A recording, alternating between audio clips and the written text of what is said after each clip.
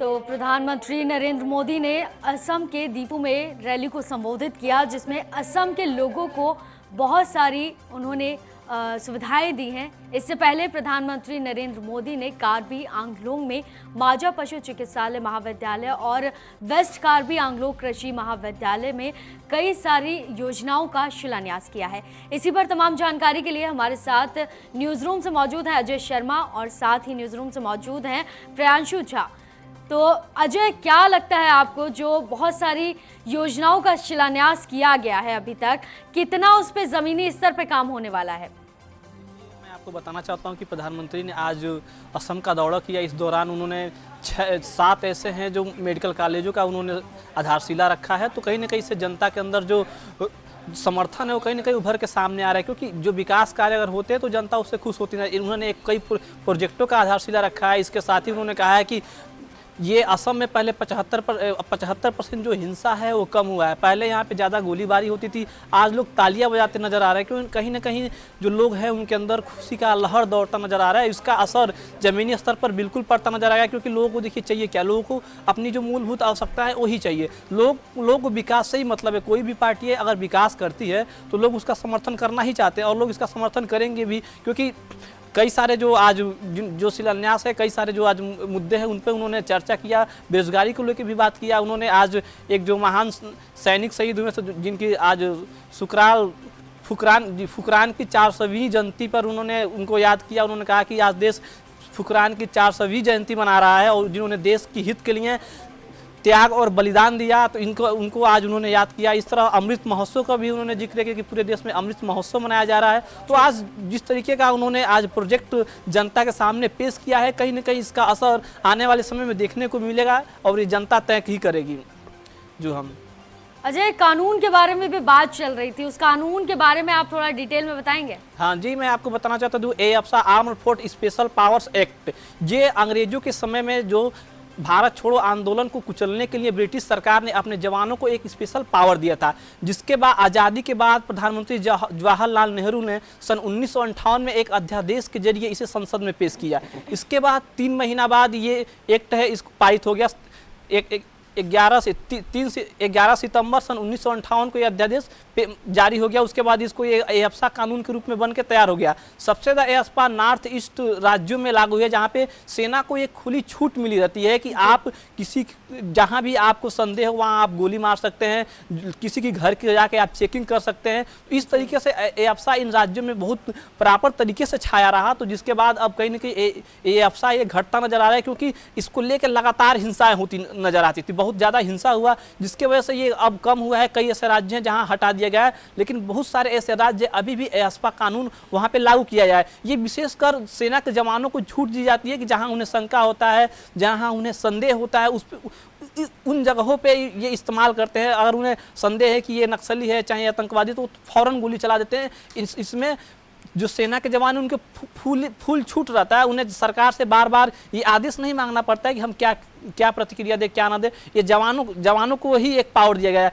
और ये अंग्रेजों के शासन का ये कानून है, जब भारत छोड़ो आंदोलन को खत्म करने के लिए ब्रिटिश सरकार ने इसे दिया था। और उसके बाद अब जवाहरलाल नेहरू ने इसे संसद में लाए अध्यादेश के जरिए इन्हें एक एक्ट बना दिया गया और तभी से लागू होता चला आ रहा है। सन 1958 से हमारे देश में लागू है, जिसके बाद कई राज्यों से खत्म हो चुका है। ऐसा कहने आ रहा है कि अभी भी कई ऐसे राज्य हैं नॉर्थ ईस्ट के, उसमें लागू, जैसे मान लीजिए असम हो गया, आपका मणिपुर हो गया, जम्मू कश्मीर हो गया, मेघालय हो गया। ऐसे ही कई ऐसे राज्य हैं जहाँ पे अभी ये भी एएफसा लागू है। जो हम प्रियांशु, 1000 करोड़ की परियोजनाओं का शिलान्यास जो है वो यहाँ पर किया गया है।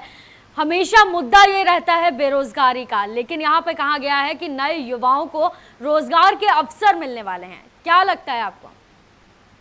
देखिए, प्रधानमंत्री नरेंद्र मोदी जी जैसा कि सारी जनता के साथ वोकल रहते हैं, उसी हिसाब से ये आसाम में भी रैली को संबोधित कर रहे हैं। उन्होंने बोला है जो 1000 करोड़ रुपए का शिलान्यास किया गया है, ये सिर्फ इमारती शिलान्यास नहीं है, ये नौजवानों के लिए है हमारे, और कहीं ना कहीं जो नौजवान है, कहीं देश का जो युवा है, युवा पीढ़ी जो है वो भी इस चीज़ को समझ रही है। और प्रधानमंत्री के संबोधन से सब लोग मतलब समर्थन करते हैं, और खासकर आज के युवा समर्थन कर रहे हैं बीजेपी का, और खास करके नरेंद्र मोदी का। पार्टियों का समर्थन नहीं करते हैं, लेकिन पीएम मोदी का समर्थन इसलिए करते हैं क्योंकि वो अपनी जनता के साथ वोकल हैं। और वो उन्होंने सबसे एक बड़ी बात कही है, पहले सुना होगा आपने कि बीजेपी का नारा होता था कि सबका साथ सबका विकास, लेकिन प्रधानमंत्री नरेंद्र मोदी जी ने 3-4 लाइनें कही हैं, उसमें बहुत चीज़ें दर्शाई गई हैं। जो चीज़ अगर समझने वाला व्यक्ति हो तो वो समझ सकता है, जैसे कि सबका साथ सबका विकास, सबका विश्वास और सबका प्रयास। क्योंकि प्रधानमंत्री नरेंद्र मोदी जी ने कहा है कि युवा जो हैं, युवा अगर प्रयास करेंगे तो क्यों नहीं उन्हें रोजगार मिलेगा, सब कुछ मिलेगा। और जैसा कि नरेंद्र मोदी जी ने वहाँ कहा है 1000 करोड़ रुपए का शिलान्यास किया है, वो नौजवानों के लिए ही किया है, सिर्फ इमारती शिलान्यास नहीं है जैसा कि बाकी के सरकार में हुआ है। जैसे कि असम में पहले जब फ़ोन करते थे या फिर जब कोई बातचीत होती थी, असम के बारे में सुनने को मिलता था तो बम गोलियों की आवाज़ सुनाई देती थी, ऐसा प्रधानमंत्री नरेंद्र मोदी जी ने कहा है। लेकिन अब वहाँ पर तालियां बजती है उनके संबोधन पर, तो ज़रूर कुछ ना कुछ बात है, युवा प्रेरित हैं हमारे प्रधानमंत्री से। प्रांशु, वहाँ पर 2600 जो अमृत सरोवर हैं उसकी भी नींव रखी गई है, उसके लिए भी कहा गया है कि जल की जो समस्या है वो जल्द से जल्द वहाँ पर ख़त्म हो जाएगी। इसके बारे में क्या कहना है आपका? जी, पानी की समस्याओं से जूझ रही थी जनता, और हर जगह गर्मी का जब मौसम आता है तो पानी की समस्याएं ज़्यादा बढ़ जाती, लेकिन जब नॉर्थ ईस्ट की बात करें तो वहाँ पर काफ़ी चीज़ें थी, काफ़ी प्रॉब्लम्स थी। लेकिन मेन जो 2600 अमृत सरोवरों का मतलब जो बनने की बात कही है इन्होंने, प्रधानमंत्री नरेंद्र मोदी जी ने, और ये कहीं ना कहीं प्रधानमंत्री की जो बातें जो वो बोलते हैं वो करते हुए नजर आ रहे हैं, और जनता इनके समर्थन में है। तो पानी की समस्या जो थी वो ये 2600 जो अमृत सरोवर बनाए जाएंगे वो इसको कम करेगी, और साथ ही ये कमाई का भी स्रोत बनेगा, ये भी नरेंद्र मोदी जी ने कहा है। और कमाई का स्रोत जैसे कि बिजली उत्पादन के काम में आ गया, और जो अमृत सरोवर है जो लोगों के घर तक पाइपलाइन से पानी नहीं पहुंचती थी, पाइपलाइन से पानी पहुंचाई जाएगी, ये बात उन्होंने कही है। 2600 अमृत सरोवरों का मेन मुद्दा ये रहेगा, उससे कमाई भी की जा सकेगी और लोगों के घर तक पाइपलाइन होगी पानी की। अजय, जो परियोजनाओं का शिलान्यास किया गया है उनमें से आपको क्या लगता है सबसे ज़्यादा कारगर कौन सी साबित होने वाली है? देखिए, जो कारगर दोनों साबित होने वाला है, क्योंकि जो मेडिकल कॉलेज का आधारशिला रखा गया है, क्योंकि चिकित्सा भी लोगों के लिए बहुत ज़रूरी है। और दूसरी बात, चिकित्सा के साथ साथ जो अमृत सरोवर का इन्होंने शिलान्यास रखा है, ये भी बहुत ज़रूरी है, क्योंकि पानी की सबसे बड़ी समस्या होती है इन सब राज्यों में। तो पानी जो है लोगों को समय से उपलब्ध हो, जो सिंचाई के लिए हो, चाहे दैनिक जीवन का प्रयोग करना हो, तो पानी हम कहा गया है जल ही जीवन है। जल के बिना हम जीवन की कल्पना नहीं कर सकते हैं, जल से ही जीवन है, और मनुष्य के लिए नहीं, ये सभी जीवधारियों के लिए ज़रूरी है। तो जो सरोवर का उन्होंने शिलान्यास रखा है, सरोवर का जो शिलान्यास है, ये बहुत ज़्यादा कारगर होने वाला है, क्योंकि सबसे बड़ी समस्या पानी को ही लेकर लोगों को होती है। तो जिस तरीके से आज शिलान्यास किया गया है, कहीं ना कहीं लोगों के अंदर लोगों तक ये बहुत ही सुविधा पहुंचेगा और लोग इसका भरपूर फायदा उठाएंगे। और दूसरी तरफ अगर हम मेडिकल कॉलेजों की अगर बात की जाए तो मेडिकल कॉलेज की वजह से भी लोगों की चिकित्सा समय से उपलब्ध होगा। कितने लोग उसमें जाकर नौकरी करेंगे, बहुत सारे जो युवा हैं हमारे, उनको उसमें रोजगार मिलेगा, कई सारे वहाँ पे दुकानें होंगी। मतलब एक छोटे वर्ग से लेकर एक बड़े स्तर तक के लोगों को इसमें रोजगार लगने की संभावना है। तो यहाँ पे अगर सरोवर की बात कर ली जाए तो सिंचाई के लिए भी हमें जल की आवश्यकता होती है। आज देख रहे हैं जिस तरीके से भीषण गर्मी पड़ रही है, इसमें सबसे ज़्यादा फसलों के लिए, चाहे मनुष्य के लिए या जीवधारियों के लिए, सबसे ज़्यादा जल की ज़रूरत है। तो कहीं ना कहीं ये अपने आप में बहुत ही अच्छा साबित होगा, क्योंकि जो ये सरोवर है ये कहीं ना कहीं अपने आप में बहुत महत्वपूर्ण भूमिका निभाती है। अभी आप देख रहे हैं कि कई ऐसे राज्य हैं जो पानी के लिए किस तरह तरस रहे हैं। मुंबई का आपने एक सीन देखा होगा कि महिलाएं 40 फीट कुएं में जाकर पानी निकालती हैं, वो भी पीने के लिए। तो कहीं ना कहीं सरोवर के निर्माण से बहुत ज़्यादा विकास कार्य होगा, और इसका जो असर है बीजेपी को आने वाले समय में देखने को भी मिलेगा। अजय, प्रधानमंत्री का कहना है सीमा से जुड़े मामलों को सुलझाने के लिए सबका साथ सबका विकास के मूल मंत्र के साथ काम हो रहा है, और असम और मेघालय में भी यही हुआ था। अन्य समझौता कैसे प्रेरित होगा इससे? देखिए, बीजेपी का जो एक ही लक्ष्य है और एक ही उनका नारा है कि सबका साथ सबका विकास और सबका विश्वास लेके चले। सीमा सुरक्षा की बात को भी उन्होंने तरीके से जिक्र किया है। कहीं ना कहीं आने वाले समय में ये भी जो मसला है भी सुरक्षा नजर आएगा, क्योंकि हमारे जो देश में है वो एकता बनी रहे, कहीं ना कहीं लोगों के अंदर रोष ना हो, कहीं भी लोगों को किसी तरीके की परेशानी का सामना न करना पड़े, किसी भी विषय को लेकर लोग आपस में विवाद न कर बैठे। तो कहीं ना कहीं ये बहुत बड़ा मुद्दा है, लेकिन अब देखना ये होगा कि कब तक ये सुलझता नजर आ रहा है। कहने के लिए तो कह ही दिए हैं, लेकिन अब आने वाले समय में देखना जाएगा कितना जल्द से जल्द ये इस पे कामयाबी मिलेगी।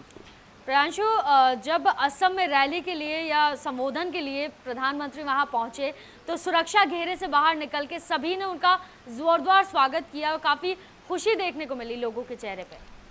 देखिए, वही बात मैंने बताया ना कि प्रधानमंत्री जो हैं हमारे नरेंद्र मोदी जी, इनकी काफ़ी लोकप्रियता देखने को मिल रही है, क्योंकि ये जनता के साथ वोकल हैं। और सबसे बड़ी बात है, जो जनता से बातचीत करने को तैयार होता है जो प्रधानमंत्री, और इतिहास गवाह है, इतिहास आपने उठा के देखा होगा, ये बात मैं नहीं जनता कह रही है, और जनता इस चीज़ को दर्शा भी रही है। आप देखो इस तरीके से सुरक्षा घेरे से बाहर निकलने के बाद भी भव्य स्वागत किया गया है असम में, जो कि नॉर्थ ईस्ट में जाने से पहले खतरा होता था। कोई भी प्रधानमंत्री वहाँ जाने के लिए सोचते थे। ये प्रधानमंत्री जो है हमारे हर जगह का दौरा कर रहे हैं और जनता इनसे खुश है। और कहीं ना कहीं इन्होंने जो सबका साथ, सबका विकास और सबका विश्वास और सबका प्रयास की बात कही है, इसको जो समझदार व्यक्ति होगा वो साफ तौर पर समझ जाएगा, क्योंकि सबका साथ होगा तभी सबका विकास होगा, सबका विश्वास होगा और कोई विश्वास करेगा और प्रयास करेगा तभी आगे विकास हो पाएगा, देश आगे बढ़ पाएगा। इसीलिए प्रधानमंत्री नरेंद्र मोदी जी की ज़्यादा लोकप्रियता देखने को मिल रही है और जनता के बीच काफ़ी वोकल रहते हैं हमारे प्रधानमंत्री, तो जनता उनसे काफ़ी खुश है।